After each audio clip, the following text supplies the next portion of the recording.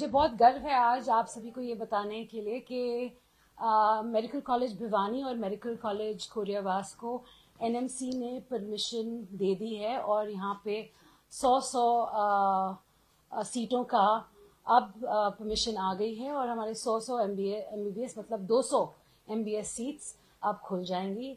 और मैं आज के दिन अपना आभार व्यक्त करना चाहती हूँ हमारे स्वास्थ्य मंत्री श्री जगत प्रकाश नड्डा जी का और हमारे मुख्यमंत्री हमारे सैनी साहब का कि उन्होंने उनकी परिश्रम की वजह से आज के दिन परमिशन हमारी आई है और हम पूरे हेल्थ डिपार्टमेंट की तरफ से जो हमने सारा परिश्रम किया है वो आज के दिन रंग लाया है, तो उनका बहुत बहुत धन्यवाद।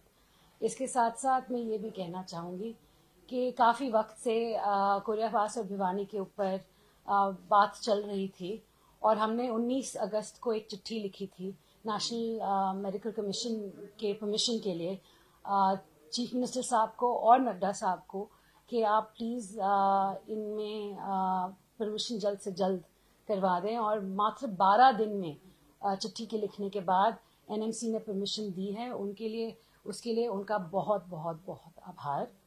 और मुझे बहुत खुशी है कि हमारे हरियाणा के बच्चे आने वाले वक्त में खुद अपने हरियाणा में ही मेडिकल पढ़ सकेंगे और यहाँ से ही डॉक्टर बनके निकलेंगे ताकि हमारे जो प्रदेशवासियों हैं उनकी सेवा कर सकें। आज सबसे बड़ी बात यही थी मेरी करने की। मैम, इसके अलावा भी जिस तरह प्रदेश में हालात बन रहे हैं, कई जगह बाढ़ जैसी जो स्थिति है जी, पूरे प्रदेश में मैंने एक जो अभी स्थिति है पूरे हरियाणा में, मैंने एक चिट्ठी लिखी है चीफ मिनिस्टर साहब को कि हमारा जो शक्ति पूर्ति पोर्टल है वो जल्द से जल्द सारे ज़िलों में अच्छी तरह चले।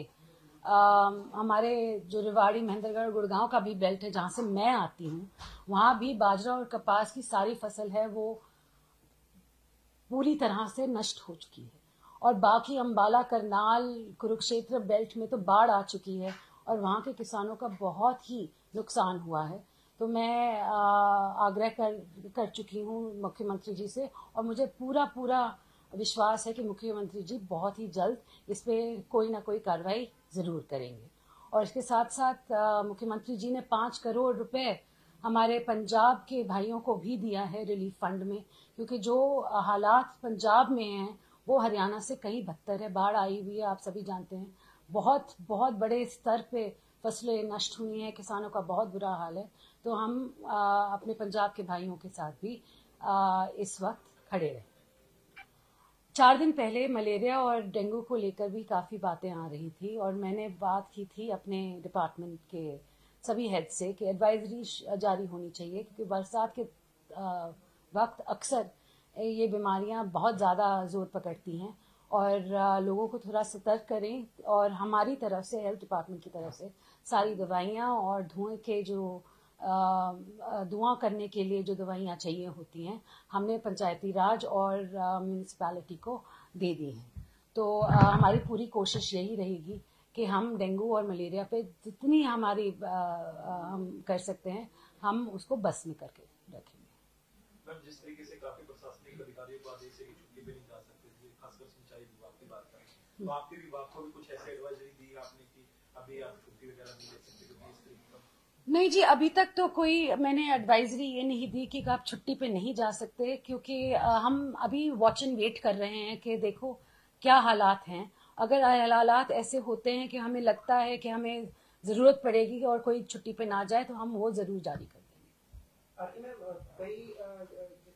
जिस तरह से घटते लिंगानुपात को लेकर आपने कार्रवाई शुरू की थी और कई जगह पे मामले दर्ज हुए थे, अभी वो क्या रेशो है और क्या और भी मामले बढ़े हैं या कुछ कम हुए हैं? जी, सबसे पहले तो मैं बोलूंगी लिंग अनुपात को लेकर जो 8-10 महीने में हमने जो काम किया है वो बहुत ही बढ़िया है।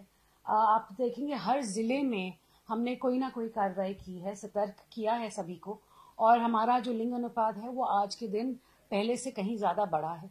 उसके साथ साथ मैं ये भी कहना चाहूँगी कि मदर मोर्टालिटी रेट जो बहुत ज़्यादा थी पिछले 8 महीनों में काफ़ी कम हुई है और हम इस पे काम जारी रखेंगे। ये नहीं है कि हम बैठ गए हैं, हम सोच रहे हैं कि हम अच्छा काम कर रहे हैं, नहीं, हम अच्छा काम कर रहे हैं मगर और बेहतर काम करने का हमेशा हमारा प्रयास रहता है। और आगे चल के जो आप देख रहे हैं रेशो जो गर्ल वर्सेस बॉय आज के दिन ऊपर आया है, वो और भी बेहतर होगा। Do we have any specific data for this ratio?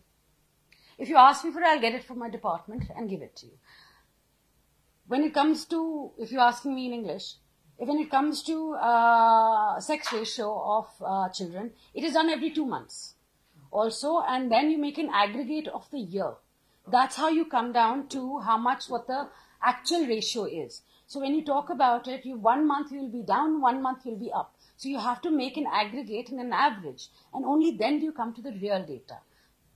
हाँ जी। कुछ क्योंकि पीछे ये भी सुनने में आया था कि कुछ एमटीपी सेंटर्स पर भी कार्रवाई की, रिवर्स ट्रैकिंग की जा रही थी, और इसको लेकर क्या कुछ सीएमओ से भी हमने जवाब मांगा है और कुछ आशा वर्करों को? नहीं, हमने बेसिकली ये कहा था कि कुछ थे बच्चे, there were some abortions that took place, and हमने कहा था कि अबॉर्शंस कहाँ किए गए हैं और क्यों किए गए हैं, कोई मेडिकल रीजन था इसके पीछे। तो हमने हर गर्भवती महिला के साथ कोई ना कोई आशा वर्कर्स लगाई हुई है, ताकि आगे चल के अगर जब उनको पता चलता है वो गर्भवती है, उनका पालन पोषण कैसे हो रहा है उसके लिए भी, और अगर कोई हादसा होता है बच्चे के साथ या अगर कोई मेडिकल अबॉर्शन करवाना हो पड़ सकता है, तो हम उसके लिए रीजनिंग चाहते हैं कि क्यों हुआ ऐसा, क्या माँ की जान को खतरा था या उन्होंने किसी और तरह से। तो हमारी ये काम जारी है। और 1100 केसेस थे मैम जिनकी शायद रिवर्स। हाँ जी, तो we been doing reverse tracking of both के, और फिर आशा वर्कर से पूछा जाता है कि फिर आप थे क्या उनके साथ, कि क्यों ये अबॉर्शन हुआ। तो बहुत से केसेस हैं जो सही भी थे और कुछ केसेस ऐसे निकले जिनका कोई जवाब नहीं था, उन पे एक्शन लिया जा रहा है। जिस तरह के हालात हैं बाढ़ के, तो उनको लेके क्या हॉस्पिटल्स को भी अलर्ट पे रखा गया था? इसके साथ ही सवाल ये है क्योंकि पंजाब हमारा पड़ोसी राज्य है, जिस तरह से मुख्यमंत्री ने भी कहा, आपकी सरकार ने कहा है कि हर तरह से मदद होगी, तो क्या जो नियर बाय हॉस्पिटल्स हैं पंजाब की, वहाँ पर? बिल्कुल जी, हमारे हॉस्पिटल आज के दिन बिल्कुल एट अटेंशन है। जहाँ से भी आते हैं मरीज आते हैं, पंजाब हो हरियाणा हो, हम रेडी हैं। और अब अगर कोई प्रॉब्लम होनी नहीं चाहिए। और हमने सभी डॉक्टर्स को, तभी मैंने कहा अगर हमें लीव उनकी कैंसिल करनी पड़ी तो हम वो भी करें।